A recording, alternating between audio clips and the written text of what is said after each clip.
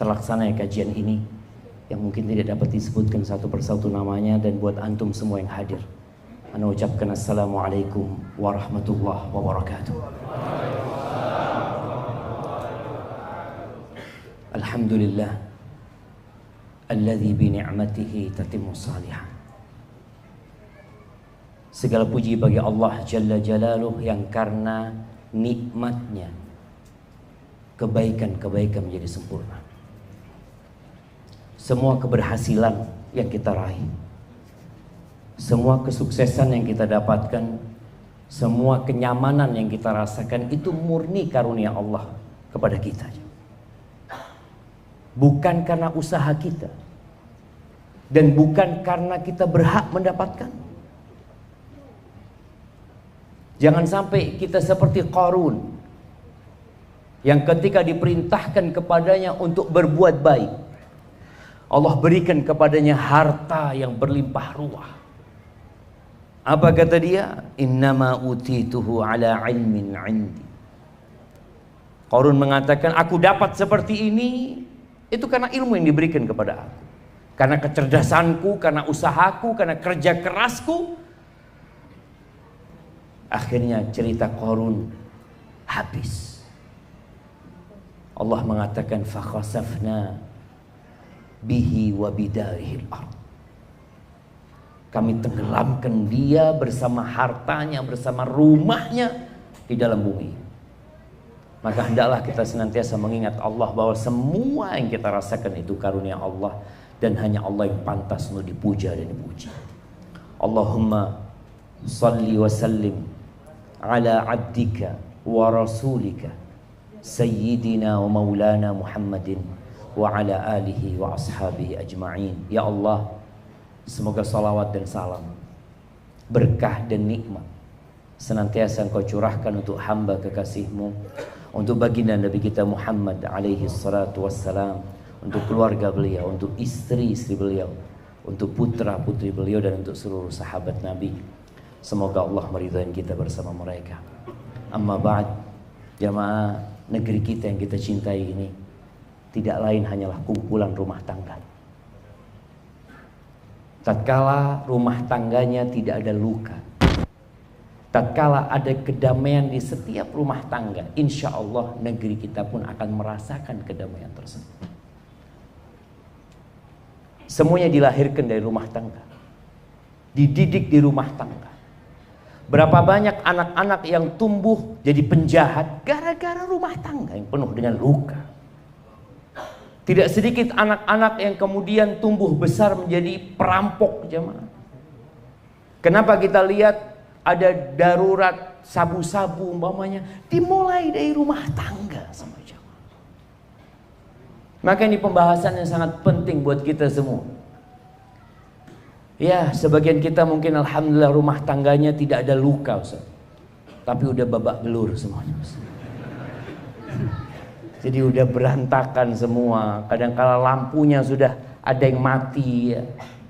Kipasnya kadangkala mulai bergerak tapi apa jemaah? Itunya nggak ada jemaah. Baling-balingnya itu nggak ada. Jadi muter terus. Ada kipas di rumah tapi tidak mendinginkan. Ada apa sebenarnya? Ada kulkas dalam rumah yang seharusnya membuat keluarga itu bisa menikmatin. Tapi ternyata tatkala dibuka kulkas itu panas. Buah yang di dalam yang seharusnya jadi segar itu jadi layu. Ada apa dengan rumah tangga? Kalau antum berangkat ke pengadilan agama, antum akan dapati antrian panjang.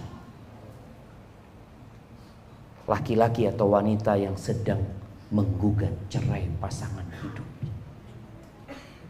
Sebagian kita mungkin mempertahankan rumah tangganya bukan karena cinta, bukan karena dia berbahagia di rumah tangganya, tapi karena malu sama tetangga. Ada yang sudah tua renta jamaah ingin cerai. Anda bertemu dengan mereka sudah umur 70 tahun, yang istrinya sudah umur 62 tahun. Mereka mau cerai. Ahibati fillah, berapa banyak rumah tangga yang sebenarnya diawali dengan cinta, penuh dengan kasih sayang. Mereka sama-sama merajut mimpi, bahkan selalu berpikir bersama keluarga untuk masuk surga. Sang istri cerita sama suaminya tentang cita-cita dia, apa yang dia inginkan. Sang suami juga menjelaskan kepada istrinya apa angan-angan dia ke depan. Ada masa depan yang dia inginkan menjadi masa depan yang cerah. Namun setelah berlangsung beberapa hari, jangan bicara beberapa tahun jemaah, kadangkala beberapa hari. Ini kejadian di Purworejo ya. Ana masih ingat, entah berapa tahun yang lalu Ana datang ke rumah salah satu pengurus masjid. Dia mengatakan, Ustaz, Ana punya keponakan, Ustaz.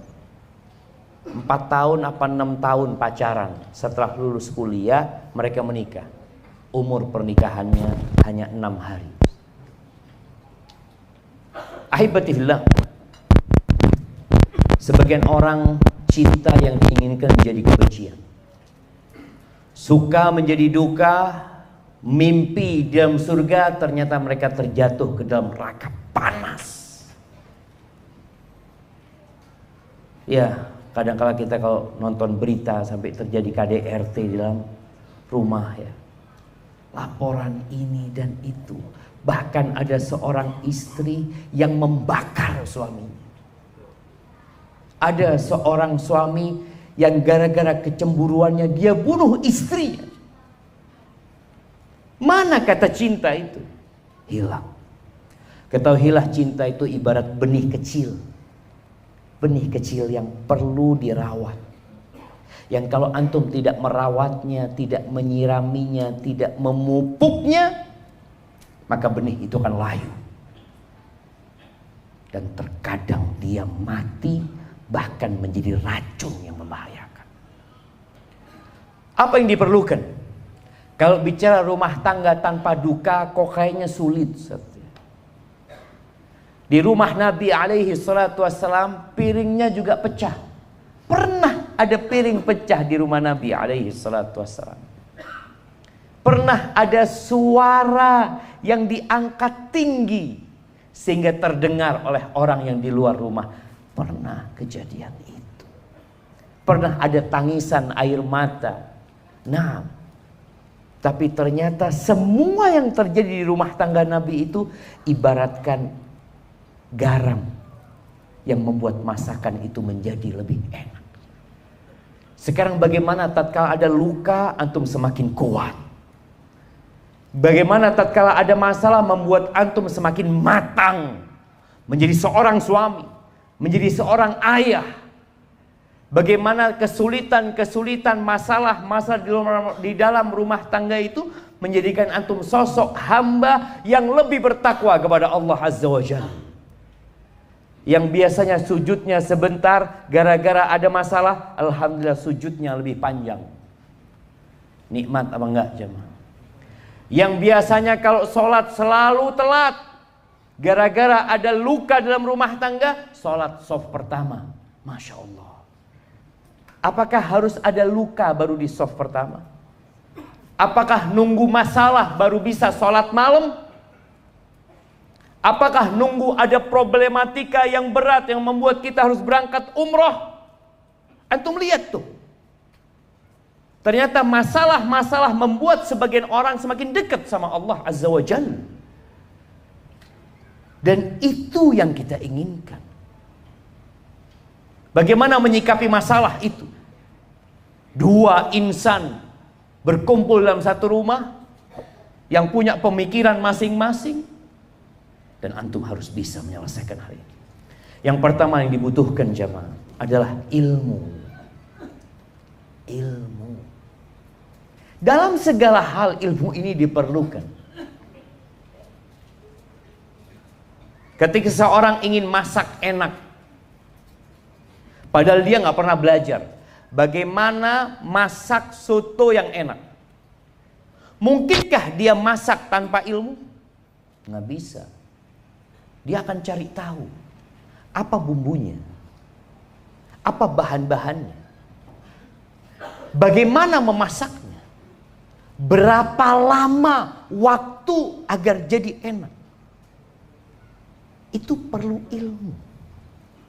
Orang yang kepingin rumah bagus dan kokoh, mungkinkah dia membangun rumah itu hanya sekedar katanya? Oh, katanya seperti ini, katanya enggak. Kadangkala orang itu panggil arsitek. Anda mau bangun rumah yang bagus, Anda punya fulus, alhamdulillah. Tapi untuk bangun rumah Anda nggak bisa. Kita panggilkan tuh orang pintar. Dia gambar, mulai dia bangun. Jadi benar tuh rumah. Terus bagaimana dengan rumah tangga? Kebanyakan kita itu membangun rumah tangga tanpa pernah sekolah fakultas rumah tangga. Ada jamaah? Nggak ada. Orang kuliah IT, Masya Allah. Komunikasi iya. Tapi ternyata sebagian orang itu bisa berkomunikasi dengan orang lain, sama istri sendiri nggak bisa komunikasi. Menjadi dokter ada ilmunya, belajar, bertahun-tahun dia belajar, praktek lagi. Ada cerita seorang perempuan jamaah. Dia ada di Indonesia, dia dari Indonesia tapi suaminya orang Australia. Dia sempat curhat dulu, dia katakan, Ustaz, semua pasien suami ana kalau ketemu ana selalu memuji suami ana, Ustaz. Masya Allah, engkau beruntung punya suami seperti itu, baik, santun. Ini kata dia, kepingin ana jadi pasien dia. Dia nggak tahu kalau jadi istrinya dia kayak apa. Dia kepingin jadi pasien jemaah, bayangin jemaah. Karena untuk jadi dokter itu dia belajar ilmunya. Bagaimana berhadapan dengan pasien? Oh, ada kode etik dokter. Belajar dia. Tapi bagaimana menghadapi istri? Nggak pernah sekolah. Nggak pernah dapat ilmunya itu sama. Ini yang kadang-kala kita remehkan. Padahal rumah tangga ini pondasi negeri ini. Maka kita perlu berbicara tentang rumah tangga lebih dalam. Antum jangan melangkah untuk menikah kecuali punya ilmu. Kalau nggak punya ilmu, belajar. Dari mana kita belajar berumah tangga? Dari orang tua kita. Kalau orang tua kita, bapak kita suka marah sama ibu, oh nanti aku kalau jadi suami kayak gini, kayaknya ini model yang bagus nih. Istri jadi tunduk sama kita nih. Jadi dia lihat role model itu bapaknya sendiri. Maka muncullah trauma dari anak perempuan kadang-kala nggak mau nikah. Kenapa dia trauma? Karena dia pikir semua laki-laki kayak bapaknya. Dia merasakan bagaimana luka ibunya. Dicaci, dimaki, dihinakan. Padahal laki-laki nggak semua kayak gitu. Banyak laki-laki yang baik gitu. Maka di sini belajar. Maka malam ini kita akan belajar. Yang kedua, niat. Antum selama ini menikah niatnya buat apa sih? Sebagian laki-laki menikah karena nggak enak dikatakan jomblo terus. Kapan kau menikah? Akhirnya terpaksa dia menikah. Niatnya hanya nggak ingin dikatakan jomblo. Sebagian laki-laki dan wanita menikah karena sudah melakukan yang haram. Dia berzina. Istrinya hamil. Sehingga ini ada masalah panjang jemaah. Bagaimana anak itu nanti dinasabkan kepada siapa? Engkau sebelum menikah sudah bikin luka dalam kehidupan ini. Engkau sudah membuat Allah murka. Membuat keluarga malu. Membawa aib yang dibawa seumur hidup anakmu anak zina. Gimana kemudian engkau menginginkan rumah tangga tanpa luka kalau sudah dimulai dengan luka? Maka solusinya engkau niat beribadah. Kalaupun sebagian terjebak dalam dosa, niatkan bertobat kepada Allah. bertobat, menyelesaikan perbuatan dosa itu. Karena ada sebagian orang berpikir, kalau saya menikahi orang yang saya zinai, dosa saya selesai. Dari mana kau belajar itu? Ketika mendapatkan buku hijau, dosa zinanya selesai. Dari mana engkau belajar itu? Az-zaniyatu waz-zani fajlidu kulla wahidin minhuma mi'ata jaldah. Kata Allah tuh pezina, wanita pezina lagi, dihukum jilid dia itu. Bukan dikawinkan. Dia dihukum, disuruh tobat dia. Setelah itu mau nikah, silakan. Nikahnya sudah dalam rangka beribadah, bukan menutupi aib. Bukan. Tapi dalam rangka kembali kepada Allah Azza wa Jalla. Kita lihat ketika dua orang yang berzina dinikahkan, kalau salah satu belum tobat, gak lama cerai itu biasanya. Karena dia nikah terpaksa, bukan karena untuk mengabdi kepada Allah Azza wa Jalla. Maka bagaimana Rasul Sallallahu Alaihi Wasallam mengatakan ketika turun ayat-ayat yang berkaitan dengan menimbun harta emas dan perak, di mana kalau nggak dikeluarkan zakatnya itu akan jadi setrika buat orang-orang tersebut. Akhirnya para sahabat mengatakan, ya Rasulullah, lau alimna ayya malin afdal fanattakhidha. Kalau kita tahu ya Rasulullah, harta apa yang paling baik, kita akan cari itu harta. Maka beliau menyebutkan 3. Siapa yang ingat? Nah, siapa yang mau jawab? 3 harta yang seharusnya kita cari mati-matian. Ada hadiahnya ya, banyak hadiahnya di sini. Nah, mana yang mau jawab? Hadiahnya taruh di atas ya, biar tahu mereka. Ana tambahin hadiahnya, masya Allah. Fadhal, ya, berdiri antum yang mau jawab.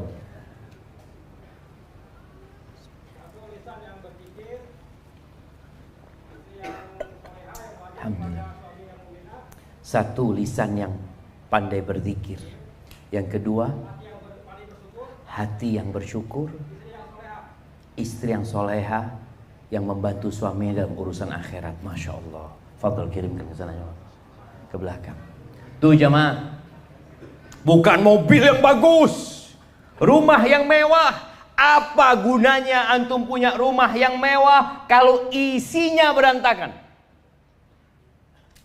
Kita kadang-kadang kalau lihat orang rumahnya bagus, mewah, ya Allah enak banget yang tinggal di sini. Padahal sudah nggak ada penghuninya. Hidup masing-masing. Enggak, Nabi nyebutkan 3. Afdaluhu lisanun dzakir. Lisan yang senantiasa berzikir. Naik motor berzikir, masuk rumah berzikir, makan berzikir, selesai makan berzikir, masuk pasar berzikir, pakai baju berzikir. Kemanapun dia pergi dia berzikir. Ingat sama Allah. Yang kedua, wa qalbun syakir. Hati yang pandai bersyukur. Mau dapat 20.000 sehari, alhamdulillah. Ada teman-teman mungkin yang sampai hari ini belum punya motor. Siapa yang belum punya motor, angkat tangan jangan. Nah, angkat tangan yang belum punya motor. Angkat yang tinggi lah antum, jangan malu lah. Ada yang mau kasih motor sama antum. Baik, sebagian orang sedih nggak punya motor, kawannya punya motor. Mau engkau punya motor tapi nggak punya kaki? Mau kasih motor, kasih mobil BMW 2023 tapi nggak punya kaki, supaya antum tahu harga kaki antum lebih mahal dari semua mobil yang ada di muka bumi ini. Cuma kita nggak pandai bersyukur, jamaah. Ngelihat handphone, aduh bagus banget, harganya mahal.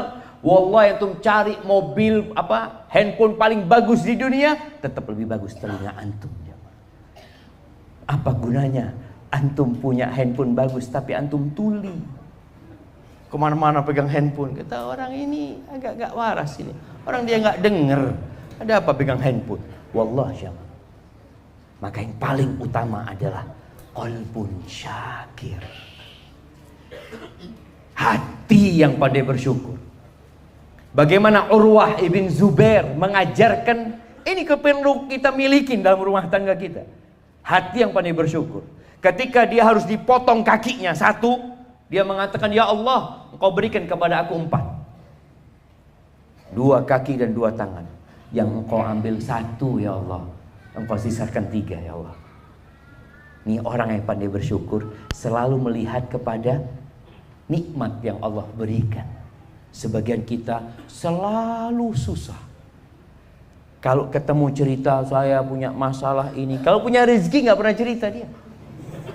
Diam. Tapi punya masalah, satu kampung tahu, bahkan se-Indonesia tahu. Diangkat ke status dia. Masya Allah. Ingat yang kedua, qalbun syakir. Dimanapun antum tinggal, bersama siapapun antum hidup, antum akan bersyukur kepada. Yang ketiga, wa zaujatun mu'minatun tu'inuhu ala amril akhirah. Istri yang beriman yang membantu suaminya dalam urusan akhirat. Bukan membantu suaminya bangun rumah, bukan membantu suaminya beli tanah, bukan membantu suaminya beli mobil. Saya alhamdulillah Ustaz, rumah ini dibantu sama istri saya. Enggak, bukan itu. Istri yang soleha, yang kalau malam hari bangunin suaminya, bang, tahajud bang. Ada istri yang masya Allah, bang, jam 3 bang, bolanya udah mulai. Nah, bukan itu jemaah. Bukan yang membangunkan suaminya untuk kerja, bang, jam 7 bang, masuk kerja bang, bukan. Tapi dia bangunkan suaminya untuk salat subuh. Itu harta yang paling mulia. Ad-dunya mata wa khairu mata'iha al-mar'atus salihah. Dunia ini kesenangan. Dan sebaik-baiknya kesenangan dunia itu bukan istri yang cantik. Apa gunanya antum punya istri cantik tapi ngelirik laki-laki lain? Tapi istri yang soleha, yang kalau dipandang menyenangkan hati. Sebagian kita itu kalau memandang menyenangkan hati, memandang siapa? Istrinya tetangga. Menyenangkan hati. Bukan istri antum sendiri, cuman menyenangkan hati. Kalau disuruh taat, ditinggal sama suaminya, jaga kehormatan dirinya, jaga harta suami. Maka tadi niatkan ketika menikah beribadah kepada Allah Azza wa Jalla. Gimana Ustaz kalau ana salah niat dulunya? Perbaiki niatmu sekarang. Bisa kau memperbaiki. Terus yang ketiga, doa. Wallahi jamaah, hati manusia itu di tangan Allah. Cinta, kasih sayang, itu nikmat yang Allah berikan. Allah Azza wa Jalla berfirman di surat Al-Anfal ayat 63. Ini berkaitan dengan bagaimana orang-orang Ansor bisa bersatu, bisa damai. Yang sebelumnya mereka konflik bertahun-tahun, puluhan tahun. Apa kata Allah? Lau anfaqta. Allah mengatakan kepada Nabi Muhammad SAW, yang dengan kedatangan Nabi Muhammad SAW pertikaian itu hilang. Allah ingin mengingatkan Rasul SAW. Lau anfaqta ma fil ardi jami'an. Ya Allah ya. Apabila engkau menafkahkan, membagikan semua yang ada di bumi demi memperbaiki orang yang bertikai, orang yang konflik, atau suami istri yang konflik, mau dikasih harta tiap orang 1 triliun agar mereka damai. Kata Allah, lau anfaqta ma fil ardi jami'an ma allafta baina qulubihim. Engkau tidak akan menyatukan hati mereka. Walakin Allah allafa bainahum. Siapa yang membuat hati itu tunduk? Allah. Sebagian kita berpikir dengan dikasih harta terus istrinya, rumah tangga akan damai. Kalau Allah nggak akan lembutkan, nggak lembut hatinya. Begitu pula suami. Maka suami istri ini harus berdoa mohon sama Allah Azza wa Jalla. Dan selalu bertawakal kepada Allah.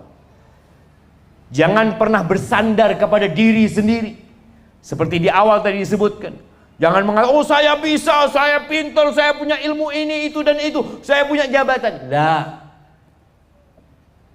Wallahi jamaah, ana pernah haji dengan 2 jenderal. Yang satu bintang 2, yang satu bintang 1 dari angkatan darat. 2 istri kedua jenderal itu datang sama ana. Waktu di Mina kita ini, Syafiq, saudara mahasiswa, tolong sampaikan kepada suami-suami kita, kalau urusan fulus nggak kurang kita, nggak kurang, tapi kita kurang perhatian, kita kurang kasih sayang.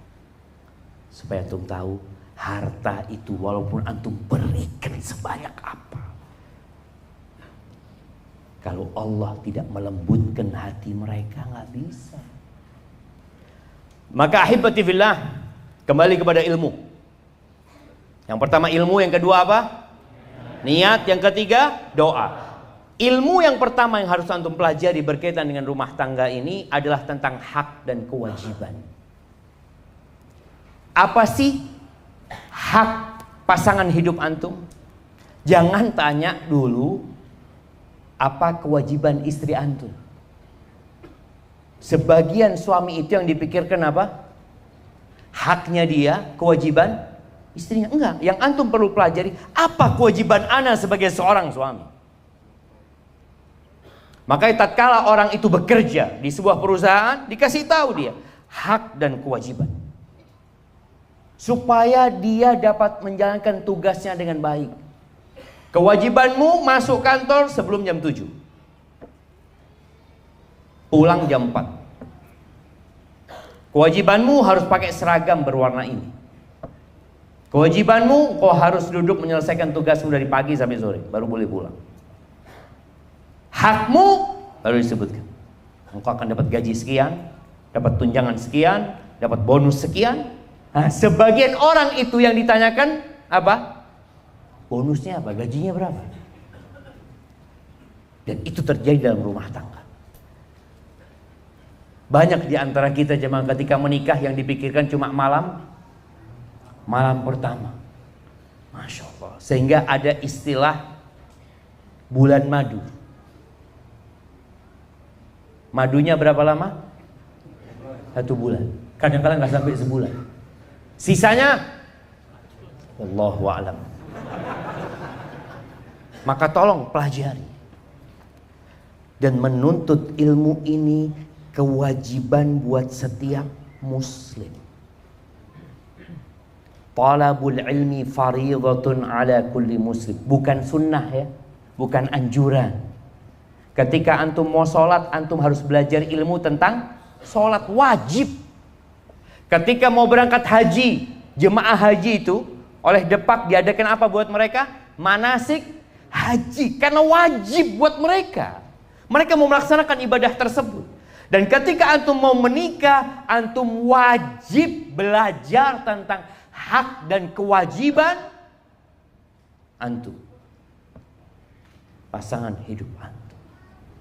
Ketika 2 orang ini tahu dengan hak dan kewajibannya, kemudian mereka saling melaksanakan apa yang menjadi kewajiban mereka, ya udah, insya Allah itu akan jadi pupuk untuk cinta yang ada di awal. Ada seorang suami yang hanya minta dilayani, tapi dia tidak pernah berbagi dengan istrinya. Di beberapa daerah jamaah, kesian ketika sang istri itu harus bekerja cari nafkah. Sang istri perempuan itu wajib bekerja apa enggak? Wajib apa enggak? Wajib jamaah. Kalau enggak kerja, tutup negara kita ini. Wajib kerja, tapi bukan wajib cari nafkah. Dia wajib bekerja. Ini bicara hak dan kewajiban. Kadangkala sebagian suami, dia maksa istrinya bekerja cari nafkah loh. Kewajiban cari nafkah itu engkau sebagai suami. bukan aku. Ketika istrinya mau resign, berhenti kerja, kata suami, jangan. Loh kok jangan? Aku itu istri, bukan pekerja. Kalau dia mau bekerja karena inisiatif dari dirinya, tafadhol. Tapi bukan disuruh sama suami. Dipaksa, enggak. Dia capek. Bagaimana seorang istri, jemaah? Kalau bicara di beberapa negara kita sudah lihat, sebagian negara itu piramidnya sudah kebalik. Banyak perempuan gak mau punya anaknya. Jadi jumlah orang tuanya itu lebih banyak daripada anak-anak. Di Singapura, jangan jauh-jauh. Di Jerman, di Rusia. Kenapa? Karena banyak wanita mereka itu juga bekerja. Ketika dia bekerja, cari nafkah, lalu dia disuruh hamil, disuruh menyusui anaknya, membesarkan. Ini kezaliman para laki-laki kepada istri. Engkau yang cari makan lah. Masa aku sudah membesarkan anakmu, gendong anakmu seharian. Ingat, perempuan bekerja di rumah kalau punya anak itu berapa jam? 24 jam kali 7 hari kali 30 hari sebulan. Ada istri antum ngajukan cuti sama antum, bang, anak mau cuti ngurusin anak-anak bang ya. Oh iya, engkau punya hak cuti dalam setahun 12 hari selain liburan bersama. Nggak ada tuh perempuan jemaah. Tengah malam istri kita, tengah malam anak nangis, bapaknya bangun. Bapaknya bangunkan istrinya. Anaknya nangis, tidur lagi dia. Kenapa? Karena dia berpikir aku bisa harus bekerja. Ya itu memang, itu tugas laki-laki. Tapi jangan engkau bebankan dua kepada perempuan. Disuruh cari duit, disuruh melahirkan anak, besarkan anak. Ar-rijalu qawwamuna 'alan nisa.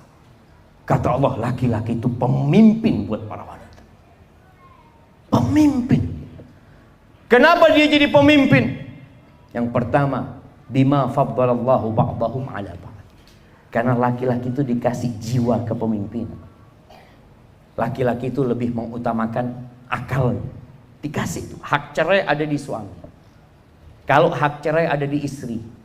Kira-kira ada yang datang ke masjid masih berstatus suami, mungkin sudah diceraikan semua sama istrinya. Istri itu sakit hati sedikit, bawa koper dia pulang. Udah aku pisah aja. Laki-laki enggak. Makanya perempuan bisa gugat cerai tapi tidak menceraikan dirinya sendiri. Bima anfaqu, yang pertama bima faddalallahu ba'dahum 'ala ba'din. Yang kedua, wa bima anfaqu min amwalihim.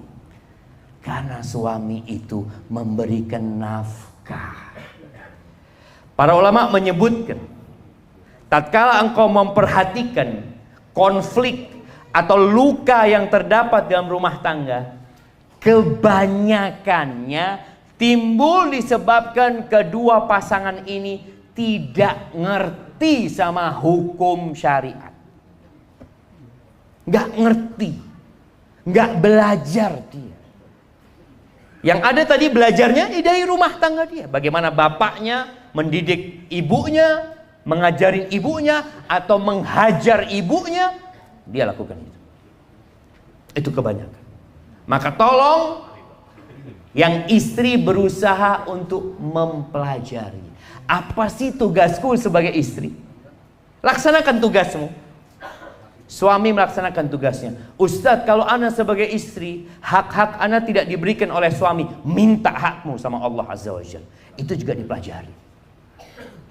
Ada aja istri yang tidak mendapatkan haknya dari suaminya. Umpamanya tadi bicara perhatian kurang, suaminya sibuk bekerja. Baik suaminya sholat 5 waktu tapi perhatian kurang. Iyalah, ana akan cari perhatian dari Allah Azza wa Jalla demi menyelamatkan rumah tangganya. Ilmu yang kedua, mengenali pasangan hidup. Laki-laki dan wanita itu berbeda. Semua punya keistimewaan, tapi juga punya kekurangan. Bagaimana Nabi SAW menjelaskan kepada para laki-laki tentang para istri. Beliau mengatakan, khuliqatil mar'atu min dila. Perempuan itu diciptakan dari tulang rusuk. Yang bengkok tuh jamaah. Baik, kita dengarkan azan isya dulu jamaah. Barakallahu fikum. Nah.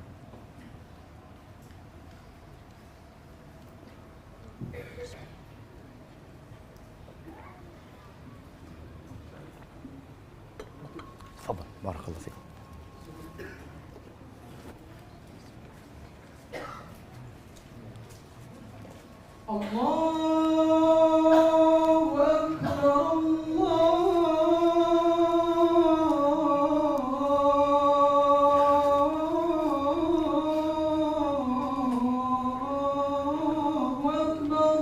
Allahu Akbar, Allahu Akbar,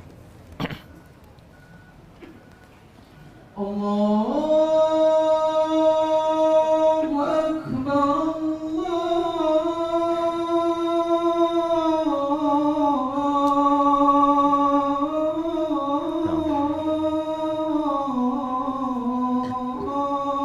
Allahu Akbar, Allahu Akbar.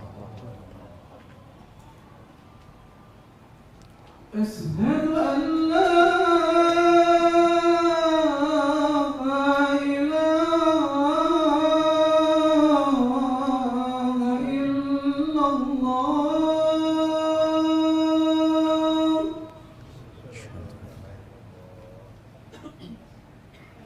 أشهد أن لا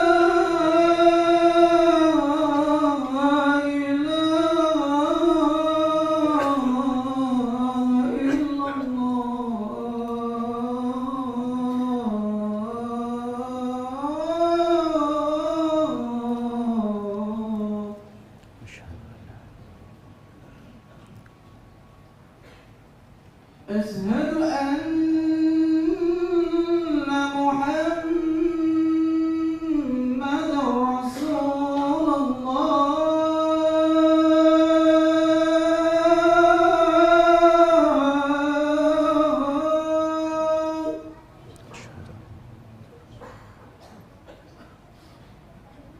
أشهد أن محمد رسول الله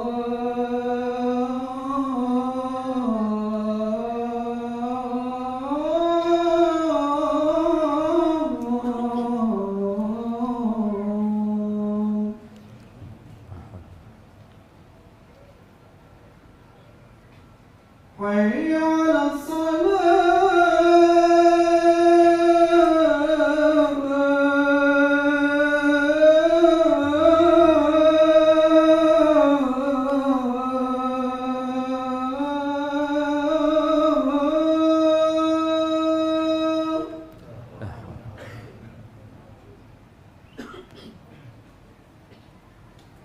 حي على الصلاة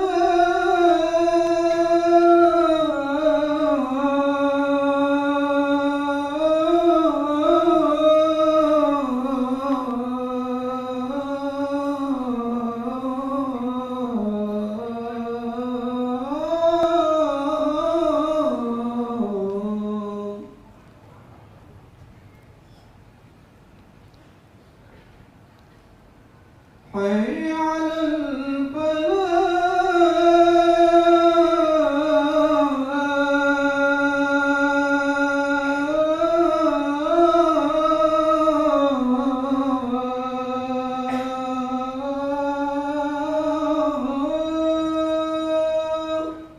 لا حول.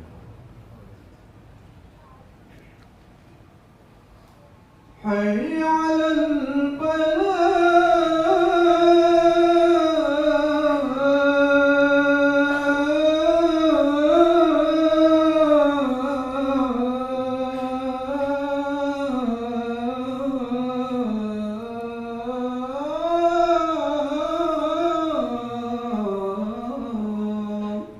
لا حول. الله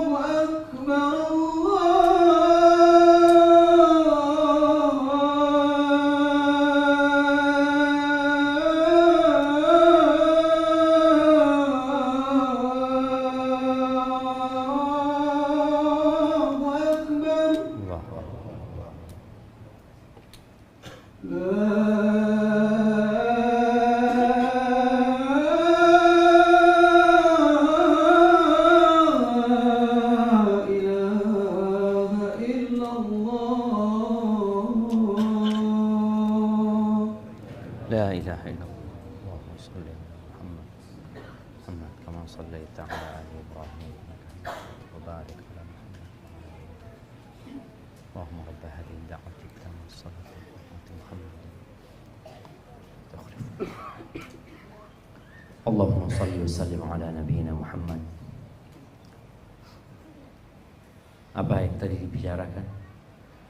Mengenali pasangan hidup kita. Yang laki-laki berusaha mengenali bagaimana sih perempuan itu kayak apa sebenarnya. Yang perempuan juga tahu laki-laki itu seperti apa. Sehingga ada jalur komunikasi yang bagus nantinya. Rasulullah SAW ketika menjelaskan kepada para sahabat, perempuan diciptakan dari tulang rusuk yang bengkok. Bukan untuk merendahkan wanita, tidak. Tapi untuk mendidik para laki-laki agar tahu bagaimana pasangan hidup dia. Karena ada sebagian wanita yang mengatakan ini termasuk melecehkan wanita. Lah. Ini dalam rangka kau dihormati dan dihargai oleh laki-laki. Agar para laki-laki tahu bagaimana bermuamalah dengan perempuan. Kata Nabi SAW, "Idza dhahabta tuqimuhu kasarta." Kalau engkau ingin meluruskan tulang rusuk itu, mau dilurusin, patah. Wa in taraktahu lam yazal a'waj. Kalau dibiarkan akan tetap bengkok. Terus gimana? Apa solusinya? Fastamti'u fihinnal iwaj.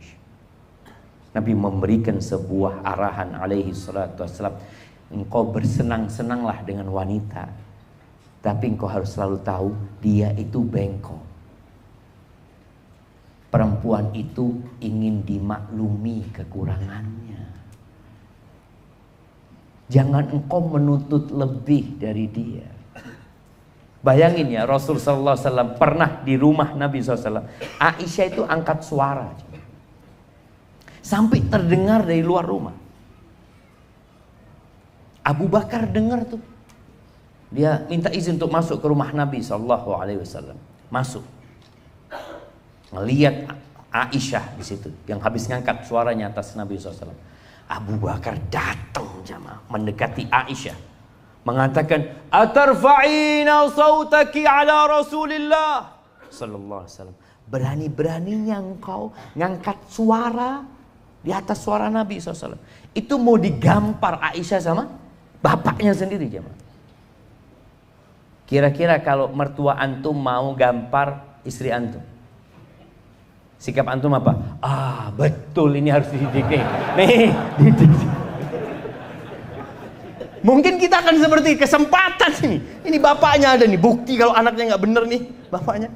Nabi SAW langsung pasang badan. Dia menghalangi Abu Bakar dari Aisyah. Nggak boleh mendekat kepada Aisyah radhiyallahu ta'ala. Berangkat sudah. Abu Bakar pulang karena nggak bisa mendekat ke Aisyah, pulang.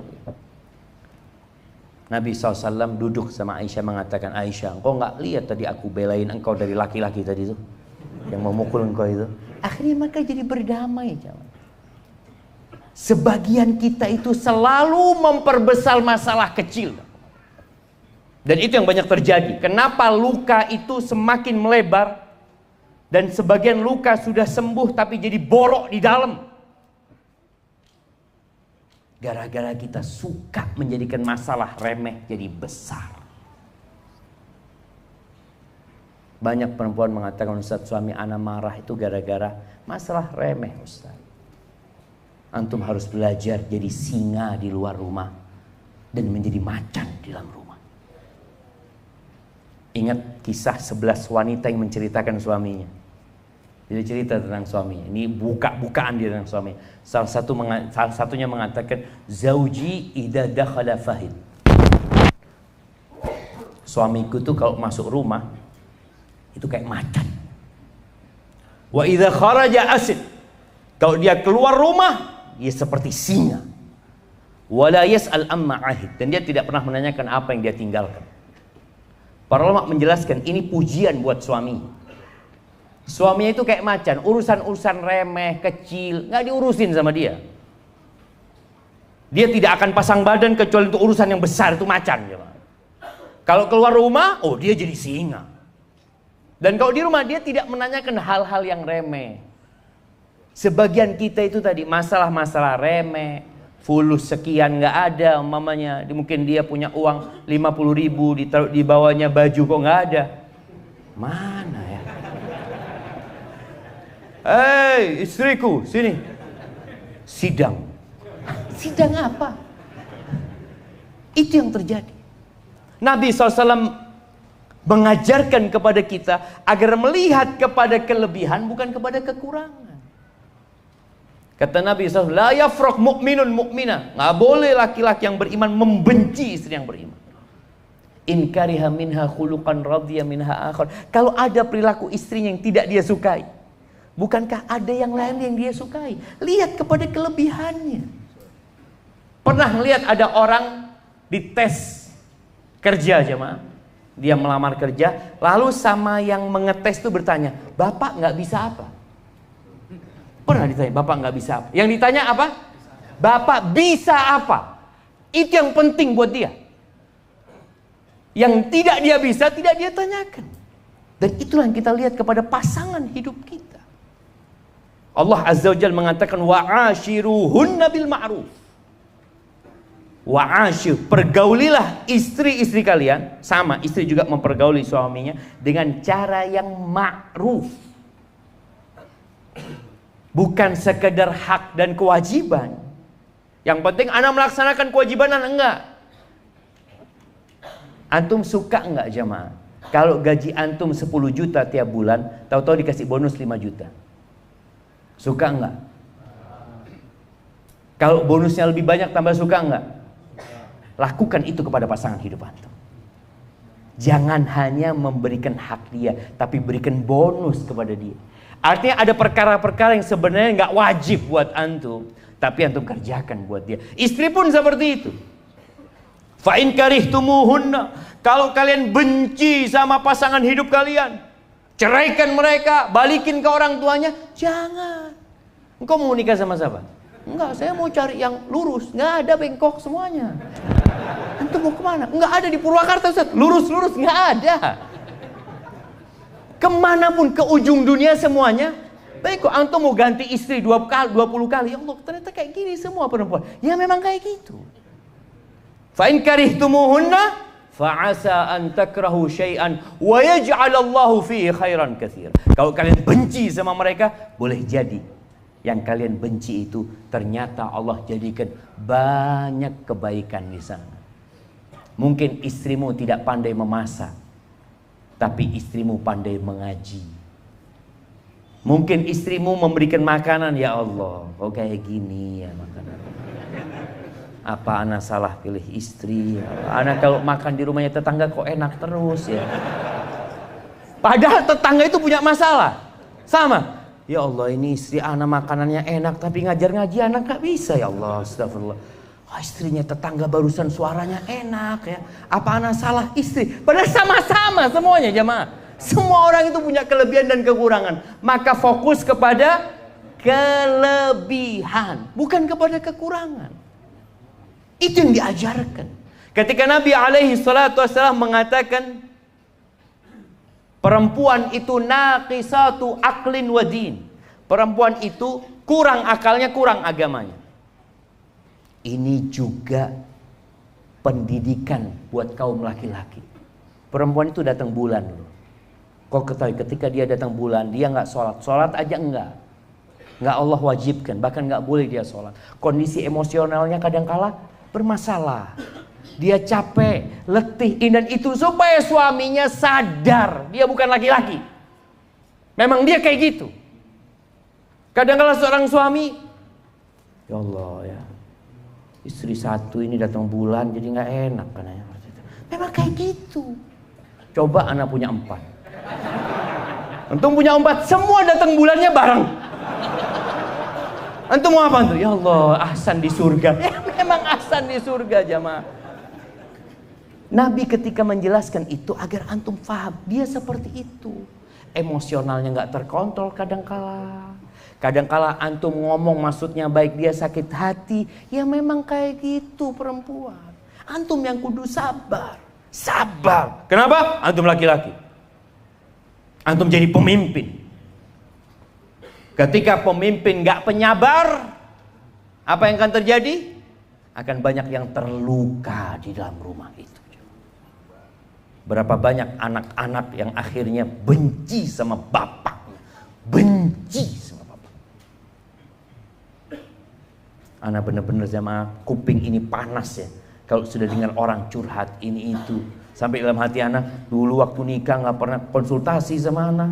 Sekarang ruwet ngomongnya sama anak gitu kan. Berarti kan jadi anak yang dapat lukanya gitu jemaah. Senengnya gak pernah dapat anak.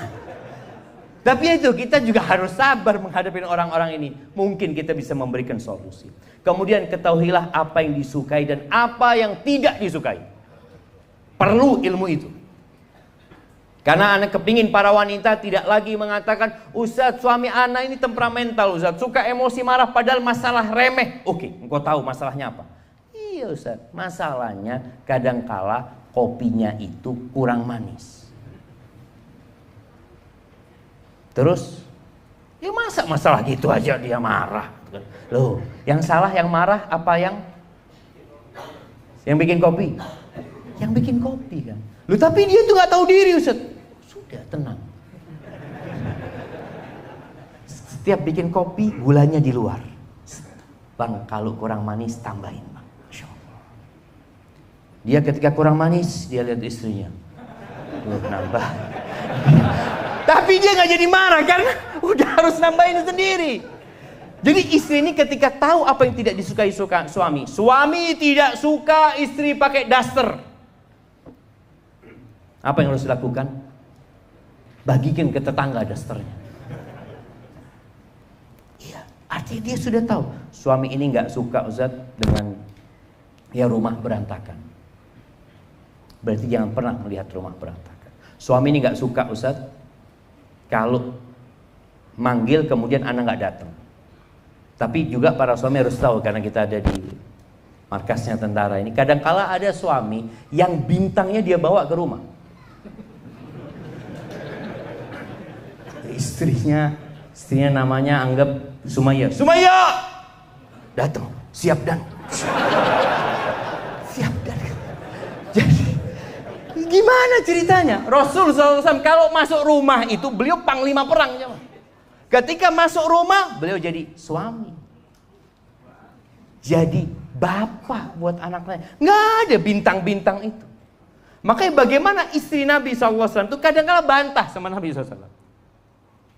Sampai Umar itu pernah suatu hari ngomong nyuruh sama istrinya bantah. Kata Umar jagoan cuman. Ngomong sama istrinya, engkau beraninya bantah anak tadi. Kata istrinya, istri Nabi aja bantah sama Nabi SAW. Kata Umar itu nggak tahan jemaah, langsung keluar rumah. Dia langsung datang ke rumah salah satu istri Nabi, putrinya. Siapa namanya putrinya Umar? Kasih hadiah. Nah, kirim hadiahnya ke belakang. Hafsah. Nah, kayaknya nggak cukup dia kasih baju itu, kasih buku aja dia.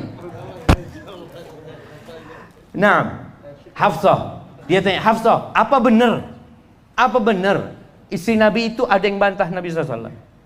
Apa benar ada istri Nabi itu yang nggak ngajak ngomong Nabi dari pagi sampai malam? Kata Hafsah, iya benar. Hafsah, jangan kau lakukan itu Hafsah. Jangan, kau nanti diazab sama Allah SWT. Itu nggak boleh, jamaah. Itu nggak boleh. Jadi para istri jangan kemudian melihat ini, oh berarti anak boleh bantah ya. Ya nggak boleh bantah itu. Tapi suami kudu sabar ketika istrinya melakukan itu. Karena ada sebagian suami udah pulang sana ke rumah orang tua. Aku ini di kantor dihormati. Nggak ada yang mengatakan tidak. Selalu siap dan. Ada cerita jamaah, ini bagaimana ya? Bagaimana kalau bisa istri itu kayak gitu juga. Siap dan sama suami. Ini ada waktu ana khutbah nikah di Masjid At-Tin. Itu pernikahan salah satu anak jenderal. Waktu itu atasannya ngomong, ini ustadz ini lewat sana, lewat sini ya ngomong. Anak buahnya ngatakan, siap dan. Akhirnya anak naik mobil sama dia. Dua orang tanya, tadi ngomong apa komandan? Nggak tahu lah, bismillah kita jalan aja ke sana tadi. Yang penting siap dulu, antum gampang urusan ini, yang penting siap dulu. Perkara nggak paham nanti tanya gitu loh. Itu suami jadi seneng gitu loh. Kalau dapat istri yang selalu siap kayak gitu. Tapi tolong suami juga tahu diri, nggak kayak gitu. Engkau menjadi suami. Ketika engkau dah masuk rumah, Nabi SAW itu subhanallah jamaah, tahu dengan apa yang disukai istrinya. Bantuin istrinya urusan rumah. Jahit sandalnya sendiri. Nggak semuanya minta dilayani sama istri. Enggak. Beliau kadangkala subhanallah bajunya robek, beliau jahit sandalnya kurang bagus, timbanya rusak, beliau perbaiki. Sampai Aisyah radhiyallahu taala anha ditanya, Nabi alaihi salatu wasallam kalau di rumah itu ngapain sih? Karena sahabat ingin tahu, mereka tahu Nabi di luar. Kalau dalam rumah gimana? Kana fi mihnati ahli. Beliau bantuin urusan keluarganya. Jadi bapak-bapak kalau masuk rumah bantuin urusan istri. Nyapu. Mungkin masakin buat istrinya. Tapi bukan tiap hari antum masakin buat istrinya main handphone gitu ya. Antum bermasalah gitu loh. Baik. Kemudian jamaah rahimakumullah, mengetahui apa yang disuka dengan apa yang tidak disuka itu penting untuk menjaga rumah tangga ini. Biasanya dengan berjalannya waktu antum sudah tahu. Tapi ada perempuan yang soleha, sebelum dia berjalan rumah tangganya, dia udah tanya sama suaminya. Ini kisah Syuraih ketika dia menikah dengan seorang wanita. Wanita ini ngomong, aku ini nggak kenal sama engkau. Aku nggak tahu sama engkau. Aku nggak tahu apa yang kau sukai dan apa yang kau tidak sukai. Tolong jelaskan kepada aku. Dijelaskan. Dijelaskan sama dia, aku nggak suka engkau bergaul sama tetangga fulan, sama fulan, sama fulan. Aku kepingin engkau kekurangan itu ditutupin, kelebihan itu ceritakan silahkan. Tapi jangan sampai kekurangan itu, karena tahu dalam rumah tangga ini ada kekurangan, ada kesalahan. Maka tolong ditutup. Biasanya suami kalau sudah dengar istrinya curhat ke tempat lain, itu berat untuk melanjutkan rumah tangganya. Maka tolong sang istri pandai-pandai mengetahui apa yang disukai dan apa yang tidak disukai. Suami juga seperti itu. Kesukaan istri itu apa? Dihargain. Kalau dia berbuat katakan jazakillah khair, makasih banyak. Hargai. Setiap dia punya anak, antum kasih hadiah. Anak-anak berhasil sukses, kadang-kadang bapak ini selalu di depan. Anaknya juara 1, anakku itu. Insyaallah. Engkau kemana ketika dia dilahirkan? Ibunya yang berjuang, maka tolong hargai. Sebut namanya. Bagaimana Nabi SAW seringkali menyebut Khadijah, Khadijah, Khadijah, ibu dari anak-anak Rasul Sallallahu Alaihi Wasallam. Antum sebut. Sekarang ini alhamdulillah antum bisa berikan hadiah kepada istri antum. Ya nggak harus yang mahal. Perempuan itu suka dengan yang warna kuning. Nah, antum belikan 1-2 gram buat dia. Bukan hanya duit ya, bukan hanya duit. Seorang istri dikasih duit 5 juta sama dikasih cincin harga 2,5 juta. Kira-kira dia suka mana? Cincin sama kelebihan 2,5 juta.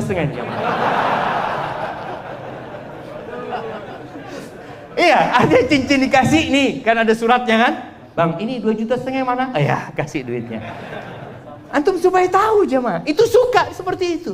Dan antum lakukan. Kalau antum nggak punya harta untuk menyenangkan dia, senangkan dia dengan perhatian. Senangkan dia dengan pujian. Senangkan dia dengan sanjungan. Antum nggak bisa belikan hadiah buat dia yang baik, antum datang ke tempat bikin plakat, jemaah. Tahu plakat penghargaan itu? Antum bikin sana. Penghargaan buat istri anak. Kenapa? Sudah dampingin anak 7 tahun, alhamdulillah. Kasih. Itu dia akan ceritakan. Atau antum bikin surat penghargaan. Berangkat, piagam penghargaan. Berapa harga piagam penghargaan itu jemaah? Mungkin 20.000. Antum kasih figura.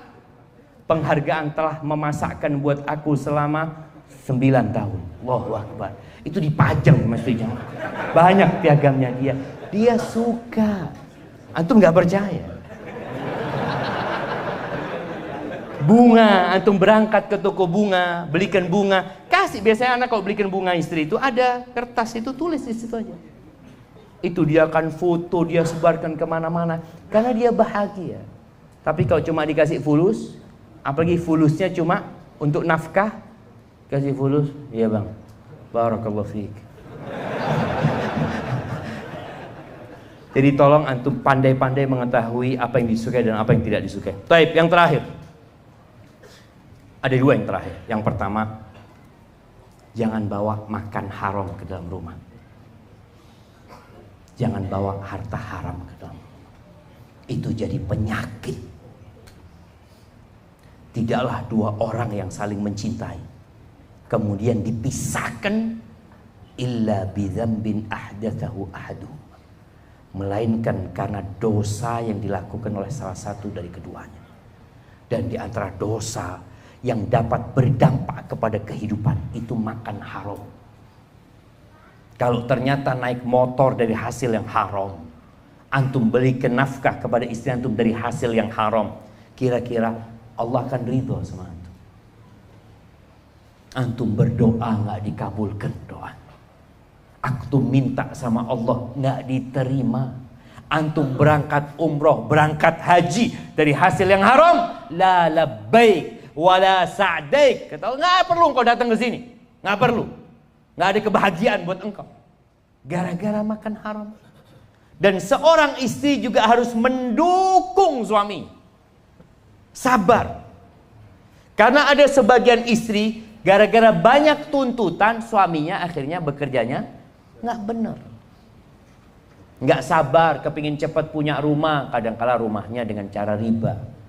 Nggak sabar ingin cepat punya motor, akhirnya motornya dengan sistem riba. Nggak sabar kepingin ini itu, akhirnya ada yang haram dalam rumah tangga. Jaga. Dan sebagai penutup, Nabi SAW itu pernah mendiamkan istrinya yang 9. Kira-kira tahun 9 Hijriah. 9 istri Nabi itu diboikot sama Nabi SAW. Nabi tinggal di sebuah kebun. Ada rumah kecil di kebun itu, tinggal sebulan. Beliau tidak datang. Kenapa beliau menghajar istri? Urusan dunia. Tuntutan yang berlebihan, konflik yang terkadang yang seharusnya tidak dibuat konflik, sampai turun firman Allah di surat Al-Ahzab ayat 28-29. Allah mengatakan, ya ayyuhan nabi. Setelah 1 bulan, Nabi mendudukkan istrinya satu persatu. Kenapa? Karena visi misi mereka berubah. Dan itu yang menyebabkan banyak luka dalam rumah ketika visi dan misi nggak sama. Allah mengatakan, ya ayyuhan nabi, wahai nabi, qul li azwajika, katakan kepada istri-istrimu, in kuntunna turidnal hayatad dunya wa zinataha, kalau ambisi kalian kehidupan dunia, perhiasan dunia, kemewahan dunia, fata'alaina umatti'kunna, kalian kemari, aku kasih mut'ah buat kalian, aku kasih kesenangan buat kalian, aku kasih harta buat kalian. Thumma usarrih wa usarrihkunna sarahan jamila, dan aku akan ceraikan kalian dengan perceraian yang baik. Nggak bisa dilanjutkan rumah tangga ini ketika satu ingin ke timur, satu ingin ke barat, nggak bisa. Maka Nabi memberikan keputusan, Allah yang menurunkan firman Allah. Wa in kuntunna turidnallaha wa rasulahu wad daral akhirah. Kalau ambisi kalian Allah, mencari keridhaan Allah, mencari keridhaan ketaatan kepada Rasul SAW, wad daral akhirah, dan kehidupan akhirat, kalau ambisinya akhirat, wallahi jamaah, dunia dan isinya ini yang diperebutkan sekarang oleh 8 miliar manusia kira-kira, itu tidak lebih dari 1 sayap nyamuk. Antum ambil nyamuk itu, antum lihat dunia dan isinya ini, kira-kira kalau dikumpulkan bisa nggak bikin nyamuk jemaah? Nggak bisa. Allah tiap hari bikin nyamuk. Dunia dan isinya tidak lebih dari 1. Maka Nabi diperintahkan mengatakan kepada istri-istrinya, kalau ambisi kalian akhirat, fa innallaha adda lil muhsinati minkunna ajran azima. Sesungguhnya Allah menyediakan buat orang-orang baik di antara kalian pahala yang besar, jamaah. Pernah ngelihat di dunia ini perempuan pakai baju 10, jamaah? Pernah ngelihat? Istri antum kalau pakai baju mentok berapa? 2, 3. Wanita surga itu pakai baju 70. Sekali pakai 70. Bayangin. Dan 70 pakaian itu bisa dinikmatin dari segala penjuru. Antum bisa ngelihat dia dari arah sini, ya Allah, indah sekali. Dan dari 70 lapis pakaian itu, sumsum kakinya kelihatan. Kerudungnya perempuan itu lebih baik dari dunia dan isi. Maka tolong, ambisi kita adalah kehidupan akhirat. Kita makmurkan dunia ini dengan ketaatan kepada Allah Azza wa Jalla. Kita jaga rumah tangga kita ini dengan menjalankan perintah Allah, perintah Rasulnya. Insya Allah luka itu akan hilang dari rumah tangga kita. Barakallahu fiik. Mungkin kita masuk ke sesi tanya jawab. Nah, Bismillah.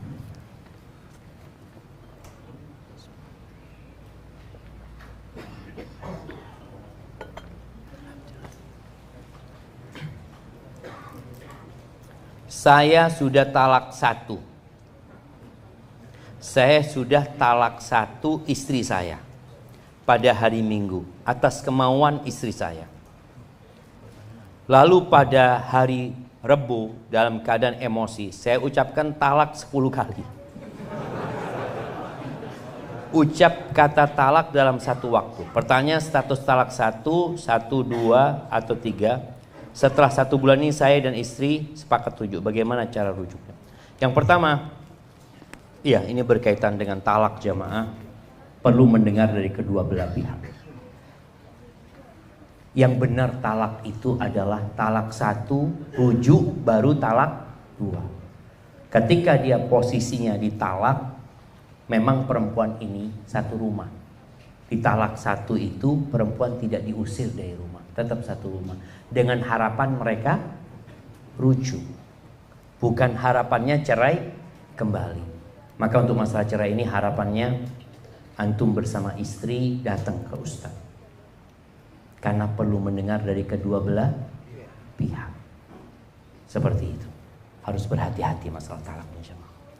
Barakallahu fikum. Ustaz, bagaimana sikap ana sebagai suami ketika anak ana yang berumur 5 tahun berkata kepada umminya, la taghdab walakal jannah. Anak ini ngomong sama ibunya, jangan marah, kamu masuk surga ibu. Umi berkata, la dharar wala dirar. Kata ibunya, tidak boleh membahayakan diri atau membahayakan orang lain. Saling melempar dalil di antara keduanya. Yang satu sedang emosi, yang satu sedang mengganggu. Oh, jadi anak ini gangguin emaknya. Emaknya marah, anaknya ngomong, la taghdab. Sang ibu ngomong, kau jangan nyakiti gitu loh. Seperti itu. Mohon nasihatnya Ustaz, bagaimana cara bersyukur atas hal ini ya Ustaz? Barakallahu fikum. Iya. Jadi jamaah, dalil itu bukan untuk gagah-gagahan. Tapi dalil itu pada hakikatnya agar kita mengamalkan hal tersebut. Jadi tatkala seorang ibu dikatakan la taghdab, ya dia berusaha untuk tidak marah, menjaga emosinya. Adapun namanya anak kecil yang kadang-kala dia mengganggu ini dan itu, maka dia anak kecil. Kalau dia anak besar nggak kayak gitu. Maka ibunya yang harus bersabar menghadapi hal itu. Barakallahu fikum. Saya seorang kepala keluarga, ini niat jemaah. Dia ketik, Masya Allah, saya seorang kepala keluarga dan sekarang masih menetap tinggal di rumah orang tua saya. Waktu lalu saya berunding dengan orang tua ingin pindah tempat tinggal, mengontrak rumah, namun orang tua salah faham dan mengartikan keinginan saya ini. Beliau sangka saya ingin meninggalkannya. Padahal saya sudah bilang, oh, saya akan tinggal dekat rumah dan sewaktu-waktu bisa kapan saja berkunjung. Saya pindah karena saya ingin mempunyai waktu privasi dengan istri dan anak-anak saya. Dan entah kenapa saya merasa terpantau terus dan kurang begitu bebas. Namun jujur tidak ada maksud lain. Berdosakah saya dalam hal ini? Untuk sekarang jadinya saya lebih sering diem-dieman dengan orang tua. Jujur saya masih sedih dan takut berdosa dalam birrul walidain. Dan bagaimana tentang kekhawatiran orang tua dalam masalah ini? Saya mohon nasihatnya. Iya, jamaah rahimakumullah, ketahuilah istri kita itu punya hak tempat tinggal. Istri itu punya hak tempat tinggal. Kalau dia tinggal bersama mertua, bersama orang tua kita umpamanya. Tapi alhamdulillah bisa menjaga diri, nggak ada konflik ya alhamdulillah. Tapi kalau ternyata ada konflik, maka lebih baik tempat sendiri. Tapi kalau nggak mungkin karena dia anak tunggal, seorang suami ini anak tunggal dan orang tua yang sudah sepuh, dia yang harus merawatnya, maka suami yang bijak bagaimana dia berusaha untuk menyenangkan istrinya, memohon kepada istrinya untuk mau, dan dia juga meredam emosi orang tuanya. Tapi kalau masalahnya tadi cuma merasa diawasin, merasa tidak bebas, dan bukan karena ada konflik, ana rasa ya mungkin antum tinggal sama orang tua. Tapi kalau ternyata ada masalah lain, mendidik anak nggak bisa lebih baik, kadang-kadang sama neneknya ini selalu dimanja ini dan itu sehingga tidak bisa mendidik dengan baik, antum boleh pindah umpamanya, tapi ya pamit sama orang tua dengan cara yang baik. Kadangkala kalau ngomong itu disalahfahami, maka nasihat ana, antum tulis surat sama orang tua, seperti antum tulis surat sama ana. Karena kalau tulis surat itu jamaah mikir, dia akan pilih kata-kata yang baik, sampaikan kepada orang tua. Dan kalau bisa memang ya bertetanggaan sama orang tua. Buat yang bertetanggaan sama orang tuanya, tolong tiap hari antum ke rumah orang tua. Abu Hurairah radhiyallahu anhu itu dia nggak serumah sama ibunya.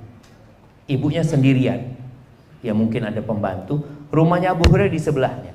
Setiap Abu Hurairah mau berangkat kerja, pamit ke rumah ibunya. Setiap datang kerja, datang ke rumah ibu. Sebelum datang ke rumah istrinya, datang ke rumah ibunya. Maka tunjukkan bahwasanya antum berbakti sama dia. Jangan sampai antum merasa lelah merawat orang tua. Wallah itu surga kita. Itu surga kita. Tapi tadi kita tahu istri kita ini nggak punya kewajiban merawat ibu kita. Itu sebagai bentuk kebaktian dia kepada kita. Maka tolong sang suami ketika mendapati istri yang baik, yang solehah, dihargai istrinya itu, bukan malah dimarah-marahin. Maka insya Allah mungkin tadi antum perlu komunikasi. Kalau memang ngomong tidak bisa karena sudah lagi diem-dieman, maka antum tulis surat, kasih penjelasan. Ya, yang pertama antum ucapkan terima kasih kepada orang tua. Selama ini telah dia berbuat baik sama antum sejak kecil ya. Kemudian antum ucapkan maaf sama orang tua karena tidak bisa berbakti secara maksimal. Terus yang terakhir antum sampaikan apa keinginan antum. Mudah-mudahan dengan itu orang tua akan faham. Assalamualaikum WRWB. Jamaah, jangan disingkat. Warahmatullah. Antum sedang doa. Masa antum kalau doa sama Allah, amin. Apa? Ya Rabbal Alamin disingkatnya apa? YRA. Amin YRA. Ya Allah. Kayak gitu ya, enggak lah jamaah. Jangan disingkat. Maka tolong ketika doa, antum kalau mau singkat, semua kata boleh disingkat. Tapi kalau isinya doa, salawat buat Nabi SAW ya. Karena terus terang kita pada waktu SD itu, kalau baca SAW, ya Nabi Muhammad SAW kita baca. Padahal sallallahu alaihi wasallam. Coba ditulis sallallahu alaihi wasallam. Mungkinkah kita membaca SAW? Gak mungkin. Kita akan baca seperti ditulis. Usia pernikahan saya sudah 4 tahun. Tetapi belum juga diberi keturunan. Sudah mencoba ke sana kemari untuk melakukan program, tetapi masih belum diberi kepercayaan sama Allah. Hati suka sedih jika ada yang menanyakan, kok sudah lama belum punya anak. Bahkan sampai istri saya sedih, sampai terisak tangis yang amat mendalam. Tolong mohon bagaimana saya harus bersikap untuk meyakini istri saya jika semua ketetapan Allah itu jauh lebih baik dari keinginan kita. Dan tolong mohon doakan agar keluarga saya bisa diberi keturunan. Ahibati fillah, ini baru berapa tahun? Baru 4 tahun. Nabi Ibrahim itu dikasih anak setelah umur 86 tahun. Kalau beliau menikah umur 25 tahun, setelah berapa tahun dikasih anak jemaah? Berapa? 61 tahun. Jadi 4 tahun ini baru. Kita ini harus sabar. Istri Nabi yang bernama Aisyah radhiyallahu taala anha sampai mati nggak punya anak. Supaya antum sadar, itu istri Nabi. Anak ini bukan berarti antum dicintai Allah ketika dikasih anak, bukan. Maka nasihat anak, kita juga jamaah. Kalau dapat teman yang lama nggak punya anak, tolong jangan membuat dia lebih sedih. Yang termasuk amal soleh itu adalah sururun tudkhiluhu ila muslim, berbagi kegembiraan. Jadi kalau tanya, antum belum punya anak? Berapa tahun? 4 tahun. Oh, baru 4 tahun. Anak punya teman 18 tahun baru dikasih anak. Tenang. Dia digembira. Tapi ketika antum katakan, ya apa antum ini sudah lama gitu loh, gak punya anak. Emangnya anak bisa bikin anak? Gak bisa. Allah yang menciptakan anak itu. Maka ketahuilah bahwasanya banyak para nabi yang gak punya anak, kecuali ketika umurnya tua. Nabi Zakaria itu punya anak ketika umurnya 100 tahun kira-kira. Dan sekali lagi, ada anak yang jadi bencana buat orang tua. Ada anak yang membuat orang tuanya masuk neraka. Maka antum berbaik sangka sama Allah. Ketika belum dikasih anak, oh mungkin memang belum dikasih amanah itu, Allah tahulah mana yang terbaik buat kita. Dan ceritakan kisah orang-orang yang gak punya anak, khususnya para nabi, padahal mereka orang soleh. Nabi Ibrahim itu doa, Rabbi habli minas salihin, Rabbi habli minas salihin. Bayangkan ya, kalau beliau dari umur 25 tahun kira-kira menikah, berarti berapa tahun berdoa? 61 tahun. Anti baru 4 tahun berdoa. Allah mungkin suka mendengar doa-doa anti. Karena biasanya orang kalau sudah dikasih jamaah, berhenti berdoa. Sudah selesai doanya. Maka mungkin Allah ingin antum terus berdoa. Ana seorang istri kedua. Akhir-akhir ini suami ana tidak membagi waktu sama rata antara ana dan istri pertama, dengan alasan banyak urusan di istri pertama. Apakah Islam membolehkan pembagian hari yang tidak sama rata, atau ana harus tetap ridho dan mengalah saja karena posisi sebagai istri kedua? Mohon arahannya Ustaz. Jazakallahu khairan. Jamaah, yang enak itu jadi istri pertama apa jadi istri kedua?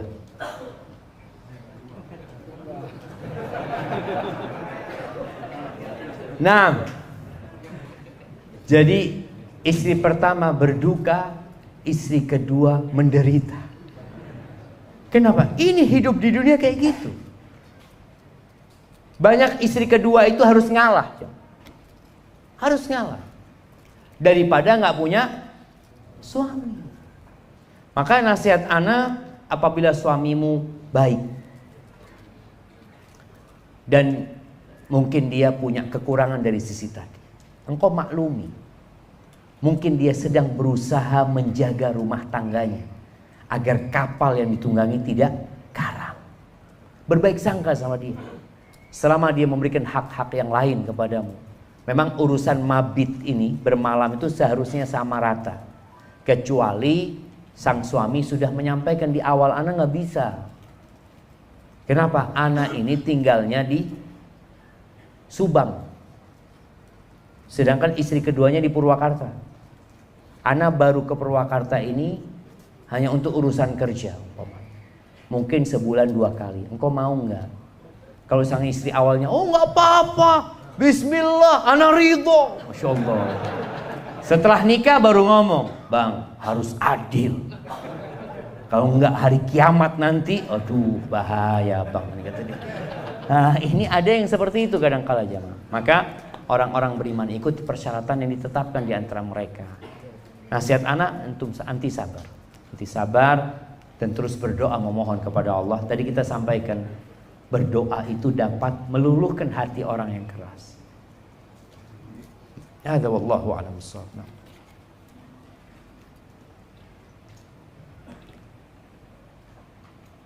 Nah, Masya Allah, ini ada orang yang mau terima kasih panjang jemaah. Dia ngasih nama anaknya Muhammad Syafiq Rabbani. Masya Allah. Ada Syafiq Junior berarti jemaah. Perlu bayar royalti nggak jemaah? Pakai nama. Mudah-mudahan mudah-mudahan dijaga sama Allah selalu ya. Anak-anak juga dijaga sama Allah SWT. Bismillah. Ustadz, ana punya paman seorang penghulu di kota Bandung. Angka perceraian sangat tinggi. Di antara alasannya karena judi online. Nasihatnya Ustaz, sebenarnya bukan masalah judi online. Judi ini sudah ada sejak dahulu. Di masa Rasul SAW juga ada. Permasalahannya itu karena lemahnya iman. Itu yang jadi permasalahan. Terkadang masalahnya yang gak banyak dibicarakan itu gak sholat. Sebagian perempuan itu bersabar suaminya gak sholat. Bertahun-tahun dia sabar. Padahal suaminya melakukan dosa besar. Yang keislaman orang tidak sholat itu diragukan. Sebagian ulama dari mazhab Hambali berpendapat dia kalau mati orang itu nggak sholat, sudah dibikinkan jurang, nggak usah dikuburkan bersama orang-orang Islam. Ini orang nggak pernah sholat, mati minta dibawa ke masjid. Kira-kira kalau dia hidup mau ke masjidnya? Kalau dia masih hidup namanya, digotong sama antum ke masjid, mau? Mati antum gotong ke masjid. Maka tolong kalau bicara masalah banyak permasalahan, judi online mungkin salah satunya. Tapi masalah yang besar itu masalah iman. Maka caranya adalah dengan belajar ilmu, ngaji. Datang ke majelis ilmu. Yang kedua adalah ziarah kubur. Karena orang jangan ziarah kubur karena kalah main judi. Datang, Bapak saya kalah main judi. Bukan, ziarah kubur itu mengingat akhirat. Untuk menguatkan keimanan kita. Memang saat ini dengan adanya judi online ini, dulu orang main judi itu di becak main judi. Masa lalu jemaah. Judinya pakai apa? Ada yang judinya taruhan jemaah. Taruhan duduk tukang becak nih atau tukang ojek, yuk mobil yang datang bentar lagi Avanza, apa bukan Avanza? Avanza, yuk 10.000. Tunggu jemaah. Oh Avanza, buat anak. Itu sampai seperti itu jemaah. Dulu main judinya itu pakai manggis. Tahu antum? Judi pakai manggis itu. Apa saja bisa dijadikan bahan untuk judi sebenarnya. Tapi ketika orang beriman, takut sama Allah, ambisinya akhirat, itu insya Allah akan selamat. Pergaulan juga. Pergaulan itu menyebabkan orang main judi. Sampai ada cerita tukang bangunan nih jamaah. Kalau sudah gajian, itu dihabiskan untuk main judi online. Dan alhamdulillah kita lihat pemerintah kita ini sedang berusaha dengan sekuat tenaga jamaah untuk menutup judi online. Cuma peran para ulama penting untuk memberikan pencerahan. Karena tadi yang sampaikan, mau ditutup kalau orang itu imannya lemah tetap main judi dengan cara apapun. Maka bertakwalah kepada Allah, ini juga akan membuat rumah tangga berantakan. Kalau dapat judi, halal apa haram? Ya bawa itu jamaah. Ustadz, bagaimana cara menyikapi mantan istri yang melarang kita bertemu anak kita? Apa penyebabnya? Boleh jadi antum zalim dulu. Boleh jadi. Boleh jadi antum tidak memberikan nafkah dengan baik. Atau boleh jadi memang istri yang tidak benar. Bagaimana menyikapinya? Yang pertama, antum bertobat kepada Allah. Mohon ampun sama Allah. Doa agar istri dilembutkan hatinya. Dan ingat, bagi semua suami yang menceraikan istrinya dan punya anak, kewajiban memberikan nafkah kepada anak-anaknya. Kewajiban siapa? Bapaknya. Bapaknya. Ustadz, anak transfer fulus gak diterima sama ibunya Ustaz. Antum lewat siapa? Antum kumpulin nafkah itu. Makanya tiap bulan kebutuhan anak itu 500.000. Ibunya nggak terima, antum kumpulin 500.000. 500.000. Terus nanti ketika waktunya anak itu besar, nak, bapak ini nak mau kasih nafkah sama engkau dulu nak. Cuma ada yang menghalangi. Ini bapak kumpulin nafkah buat engkau. Sehingga anak tahu bapaknya peduli. Karena terkadang perceraian ini menyebabkan dosa banyak.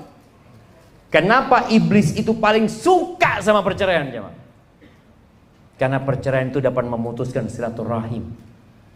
Perceraian itu menjadikan anak durhaka sama bapaknya.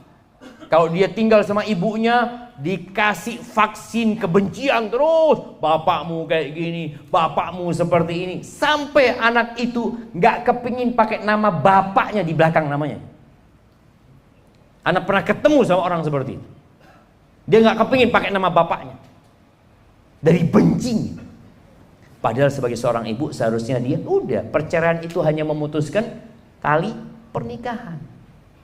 Nggak ada ceritanya mantan bapak. Ini mantan bapak saya Pak Ustaz. Mana ada mantan bapak? Nggak ada. Maka tolong antum sabar, antum cari orang yang bisa ngasih tahu istri antum, tapi nafkah tetap antum berikan. Kalau tidak diterima, antum kumpulkan sebagai tabungan buat dia nantinya. Supaya anak itu tahu bahwa saya antum peduli sama dia.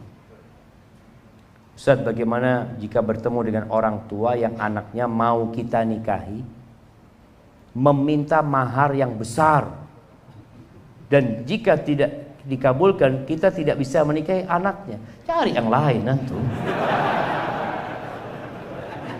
Perempuan yang berkah itu yang sedikit maharnya. Nah, jadi perempuan yang berkah itu aqalluhunna maunah, kata Nabi SAW, dan cari yang soleha. Kalau sudah bapaknya kayak gini, bisa jadi orang tuanya matri. Atau boleh jadi memang kebutuhan. Kebutuhan. Dia mungkin sekarang ini mahar kadang-kala dipakai buat apa jemaah? Walimah. Seharusnya yang mengadakan walimah siapa? Siapa jemaah? Laki-laki yang mengadakan walimah itu. Bukan sang istri. Maka kadang-kala uang itu digunakan untuk walimah. Maka antum katakan kalau memang antum nggak mampu, katakan anak nggak mampu. Atau antum kredit, nggak apa-apa. Boleh, mahar itu boleh. Mintanya berapa? Dia minta 500 juta Ustaz. Ya sudah, antum katakan gimana kalau dicicil 20 tahun. Nanti di tengah jalan antum ngomong sama istri, udahlah ikhlaskanlah, nggak apa-apa. Jadi kalau istri mengikhlaskan utangnya itu boleh jemaah, boleh. Tapi yang pertama jelasnya antum niat bayar gitu loh. Tapi di tengah jalan ketika antum nggak mampu, ya bismillah. Insya Allah ada istri-istri yang baik. Ustaz, bagaimana cara menasihati suami yang suka olahraga malam hari? Qadarullah, suami saya sudah mau 2 tahun ini hobi pingpong Ustaz. Pulangnya suka malam. Saya tidak suka karena sholat subuhnya jadi suka kesiangan. Hati saya suka kesel Ustaz. Nah, ya bismillah, ngomong sama suami, udahlah bang, kalau memang suka main pingpong, beli meja pingpong, main sama anak di rumah sih. Jadi ada orang-orang ini juga para istri harus tahu, selama yang dilakukan suami nggak haram, tapi ternyata dapat mengantarkan kepada yang haram, itu bermasalah. Karena ada istri yang gara-gara hobi suaminya yang sebenarnya ya nggak sampai haram menyebabkan mereka berpisah. Sabarlah dulu. Kayak sekarang suka main pingpong ini, ngomong sama suami, nggak apa-apa bang main pingpong bang, tapi jangan terlalu malam, seperti itu. Atau paling tidak tadi istrinya beli meja pingpong, main di rumah. Istri ini harus watawasau bil haq, watawasau bis sabr. Ada yang kesenangannya cuma dunia. Mudah-mudahan dengan seperti itu suaminya jadi baik nanti. Bagaimana caranya memaafkan kekhilafan suami dengan ikhlas? Suka ingat terus. Kan wanita pengingat yang kuat ya Ustaz. Iya, wanita itu pengingat yang kuat dengan kesalahan. Dengan kebaikan sering lupa. Betul jemaah. Itu kata Nabi SAW. Apa kata Nabi SAW? Lau ahsanta ila ihdahun dar. Ini penjelasan buat para suami supaya tahu bagaimana menyikapi istri. Kalau engkau berbuat baik sepanjang tahun kepada istrimu, setahun berbuat baik, lalu engkau melakukan sebuah kesalahan, apa kata istri? Ma ra'aitu minka khairan qad. Enggak pernah engkau nyenangkan aku, Bang. Aku enggak bahagia hidup bersamamu. Itu seperti itu. Maka caranya bagaimana seorang istri agar lupa? Tolong melihat kepada kebaikan suami. Dan tumbuhkan di diri kita. Itu ada orang yang bunuh 100 orang aja dimaafkan sama Allah SWT. Apalagi Suami yang ya mungkin dia melakukan kesalahan, semua berbuat salah jemaah. Tapi ketika dia minta maaf, berusaha memperbaiki diri, sudah serahkan sama Allah Subhanahu wa taala. Maka dengan cara melihat kepada kelebihannya. Ana izin bertanya Ustaz, sebagai pemuda, apakah boleh menargetkan seorang untuk dinikahi ketika sudah siap? Bagaimana kiat menahan nafsu? Boleh menargetkan seorang untuk dinikahi. Maksudnya ana mau nikah sama fulana gitu ya. Iya. Boleh, nggak apa-apa. Tapi ketahuilah belum tentu fulana itu baik buat antum. Dimana kita perlu istikharah, musyawarah. Kemudian bagaimana kiat menahan nafsu? Ya nikah. Jadi kiat menahan nafsu ini kata Nabi SAW, yang sudah mampu hendaklah menikah. Karena itu akan membantu menjaga pandangan dan menjaga kemaluan. Yang nggak mampu, puasa. Ustaz, anak ini nikah nggak bisa, puasa nggak kuat. Apa yang harus dilakukan kira-kira jemaah? Hindarin tempat-tempat fitnah. Soalnya ada orang yang nggak mampu tapi dia hidup di tempat fitnah. Pinggir jalan, kalau ada Car Free Day, lari juga dia, Masya Allah. Banyak fitnah di sana. Ana jaga pandangan mata Ustaz. Gimana mau jaga pandangan mata? Maka tolong jauhi tempat-tempat fitnah. Apakah mengatakan kata-kata cerai di saat kondisi marah atau bertengkar hal tersebut sah secara syariat? Kembali kata-kata cerai ini tadi kita perlu belajar ya. Kata-kata cerai ini ada dua.